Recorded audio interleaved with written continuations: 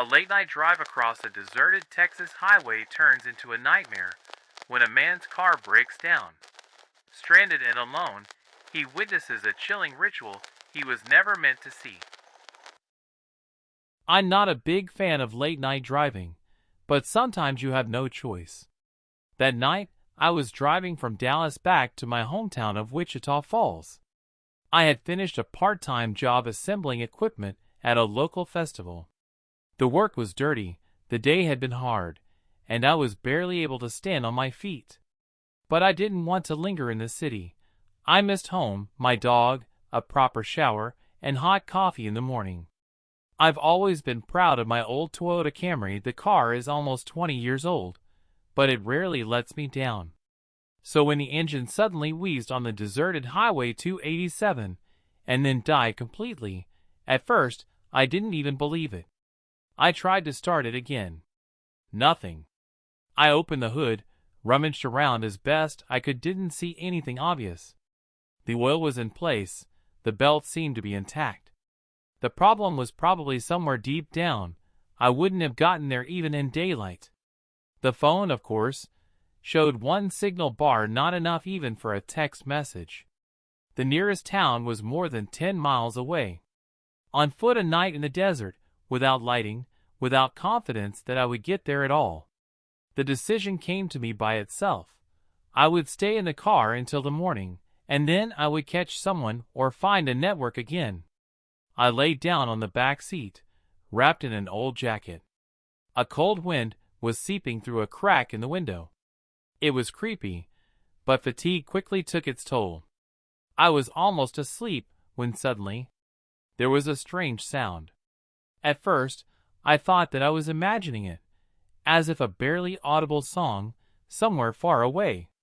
A woman's voice, gentle and drawn out, like a lullaby, and at the same time as if unnatural too even. I sat up, peering into the darkness through the fog glass, and then I saw the lights. Reddish dots somewhere ahead, at the side of the road. I strained my eyes. No, these were not cars. They flickered, wavered, like the flames of a campfire. In fact, it looked like a round dance of lights in a field. For a second, I thought I was dreaming and wanted to go back to sleep, but I realized that I could hear the song more clearly, which meant that these lights were getting closer. Curiosity overcame fear. I got out of the car, trying to step quietly, and walked toward the light. The closer I got, the more clearly I saw. There were people standing in the vacant lot by the road, about 10 or 15 of them, all in long dark clothes, their faces hidden by some kind of masks. Rough, as if carved from wood, strangely elongated, expressionless. They were standing in a circle around the fire. In the center, on the ground, I noticed something alive, a small goat. It was tied to a wooden stake, and seemed to understand something. It twitched and bleated, but a strange song drowned out all sounds. One of the participants in the circle stepped forward, holding a long, shiny knife in his hands. I stood frozen, my breath caught in my chest. When the blade flashed in the light of the flame, and the goat screamed one last time, I realized, this is a ritual. A real sacrifice. A sacrifice, you understand? Some kind of damn sect. And I am the only witness to this at night on the highway without communication. That's where a chill ran down my spine. I wanted to leave. I wanted to run away, but my legs seemed to have grown to the ground. At the moment when the goat's blood splashed the sand, the fire flared up higher, and I finally forced myself to back away. And then, one of the ritual participants heard me. He turned his head and began to peer into the darkness. It looked creepy, because he was wearing a mask. By the way, when he was facing me, I noticed that his mask was in the form of a large bird. I don't know of any sect that worships birds or anything similar. To be honest, I don't know of any sects at all. But I've tried to stay away from all this my whole life. To be honest, I don't even go to church because these rituals scare me. And of course, something like this could only happen to me. Anyway, I ducked down, and it seems the sectarian didn't notice me. But I swear, my heart was pounding in my ears at that moment. I didn't know what they were capable of, and how they would react if they saw me spying on them here. As soon as the song began the chorus, the sectarian turned inside the circle, and I ran without looking back.